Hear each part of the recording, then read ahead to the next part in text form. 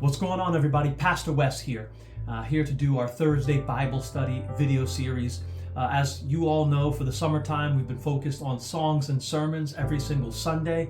And so we've been taking a song of particular interest and using it as the backdrop for the message for that Sunday. And I've been reviewing each of these sermons every Thursday with you all. And I'm hoping that this has been helpful because we're taking a deeper dive into it, using other biblical narratives and stories to highlight more of what was discussed on Sunday. So I'm hoping that that's actually been resonating and helping people out there to really get more ingrained in the Word of God. And so this past Sunday, for those who may not know, we were in Psalm chapter 46, and we were talking about the fact that we had to be still and know that God is God. And we were using the song Let It Be by the Beatles as the backdrop for that conversation. And so the message was just let it be. Sometimes we get very impatient. Sometimes we get restless with God and we think that we've got to move and do something and act on something that God is supposed to have done in our life. And so we used this idea of being still and knowing that God is God to remind us that we've sometimes just got to let it be. We don't always have to put our hands on the process in order for the process to be completed. And I'd like for us to take a moment to look at Genesis chapter 16, because this is a very familiar story that all of us know. It involves Abraham and Sarah, and it involves this idea of their impatience and why impatience can often get in the way of what God is trying to do in our lives. And so let's first start with the word. I'm reading the New Revised Standard Version. And so the word of God in Genesis chapter 16, starting in verse 1. Now Sarai, this was Sarah, Sarai, Abram's wife, bore him no children. She had an Egyptian slave whose name was Hagar. And Sarai said to Abram, "You see that the Lord has prevented me from bearing children. Go in to my slave. It may be that I shall obtain children by her." And Abram listened to the voice of Sarai. So after Abram had lived 10 years in the land of Canaan, Sarai, Abram's wife, took Hagar the Egyptian, her slave, and gave to her husband Abram as a wife. He went into Hagar, and she conceived, and when she saw that she conceived, she looked with contempt on her mistress.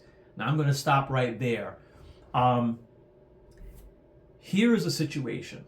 And to kind of give you the backdrop, God had promised to Abram. He said long ago, he said in Genesis chapter 12, "I need for you, Abram, to leave the place of your family.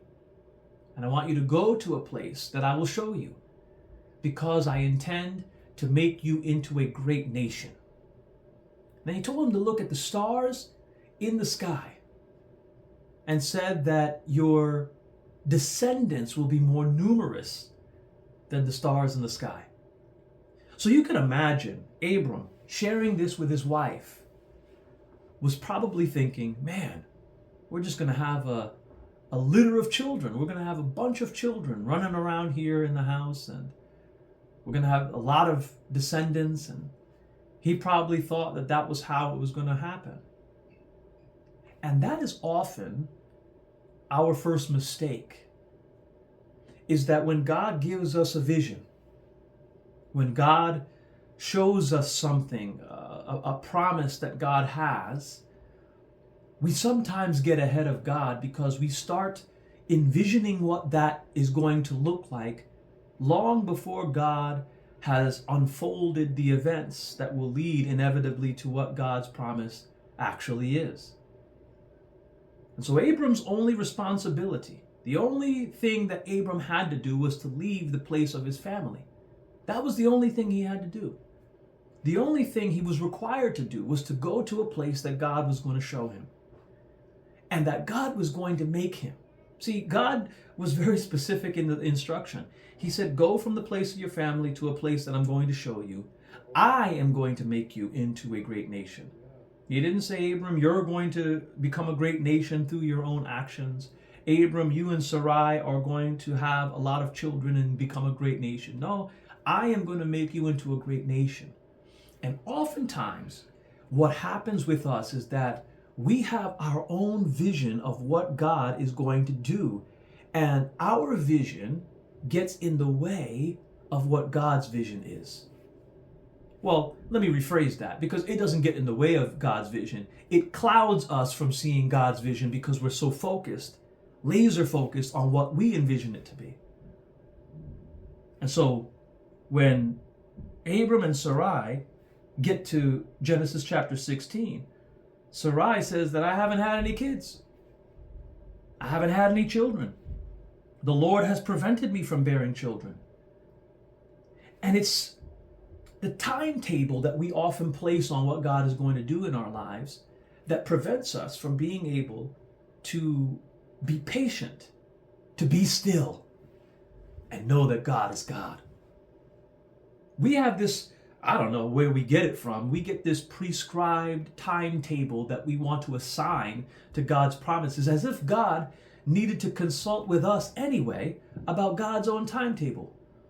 But here we are, we have our own timetable, we have our own vision, we have our own perspective on what this is supposed to look like.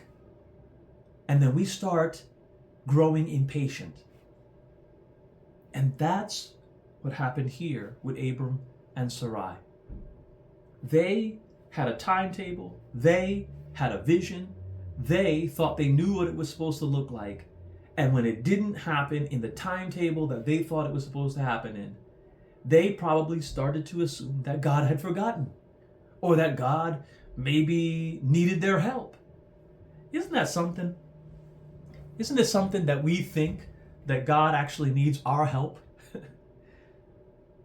This same God, the God that created everything we see around us, the God that created the heavens and the earth, the God that created not only the earth that we see, but he separated the waters with land, and he put the fish in the sea, he put the birds in the air, he formed us from the dust of the earth, blew his own breath into our lungs, and made us into a living being.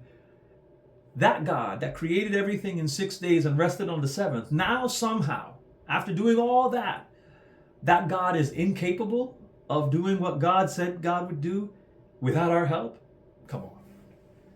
And listen, I'm not absolving myself from this. I know that I have been guilty of jumping ahead of God, of trying to circumvent the process that God had for me, of trying to find a shortcut or to try to insert my own will into God's will. So we've all done it. But let's be honest, if God did all that God did in 6 days and rested on the seventh, what makes me or you think that God actually needs our help? And here was Abram and Sarai thinking that they needed to help God to achieve the plan that he had had for their lives. And so we all know the story. Abram has a child with Hagar. Hagar looks with contempt on Sarai, and then Sarai mistreats Hagar, and Ishmael and Hagar are sent away by Sarai. And it created all of this mess. It created all of this contempt. It created all of this discomfort, all because they were impatient. Isn't that why Saul was reprimanded by God? Wasn't Saul reprimanded by God because he was supposed to wait on Samuel to come before offering the sacrifice to God? But Saul, in his impatience, decided to render the sacrifice and to do it ahead of Samuel arriving. We get ourselves in trouble when in our restlessness we think that we need to jump in and move ahead of God. I'm speaking to all of us who are impatient, all of us who have this issue with control. I'm speaking to all of us who feel like we need to put our hands into the pot. Stop doing it. God doesn't need your help. Trust me, God does not need my help does not need your help to do what God said he would do. Learn from the example of Abraham and Sarah, Abram and Sarai. Learn from their example. Learn from your own example. I'm sure that if I were to poll every person that is listening to this, you can think of examples of times where you stepped into it. You did what you thought you needed to do to try to help God. And in your impatience, you messed it up. Have any of you ever gotten like a piece of furniture and there were assembly instructions in there? And you had this set of instructions on a piece of paper that would tell you what part to put in what and what screws to use here and all of that. Now, how many of you, by a show of hands, have tried to put that thing together without using the instructions? I think that we can all attest that when you try to put it together without the instructions, it doesn't quite come out as good as when you do it with the instructions. That's the thing. In our impatience, we miss the instructions of God because we're not being still and knowing that God is God. So sometimes just letting it be is having an awareness of knowing that I don't know what I know, and I surely don't know what God knows. And so maybe I need to take it easy, take a chill pill, and just let it be. Let God be God. So as you're going out throughout your week and throughout the days and weeks ahead, I invite you to take a moment to be still and know that God is God in your life. Take a moment and just let it be. Don't be in such a rush to do for God what God is supposed to do for you. Now, I'm not saying that you should be passive. I'm not saying that you should be somebody that just sits around and kicks your feet up. But what I am saying is be attentive to the move of God and know that sometimes you need to be still. Sometimes God's instruction is not for you to move, and that's okay. Sometimes God's instruction is be still and know that I am God. I hope that's helpful. If you want to hear the rest of the message, if you want to hear the entirety of the message, just let it be. You can go to Priesthood of Believers podcast on Spotify, and you can listen to the entirety of that message. I surely want to invite you to church, because anybody that I know that's listening to this should find a church home. And we have a great one right here at First Reformed Church, Hawthorne, 259 Lafayette Avenue in Hawthorne, New Jersey. Service every Sunday at 9:30 in the morning. Come and join us. We certainly would welcome you with open arms. Take care, and God bless.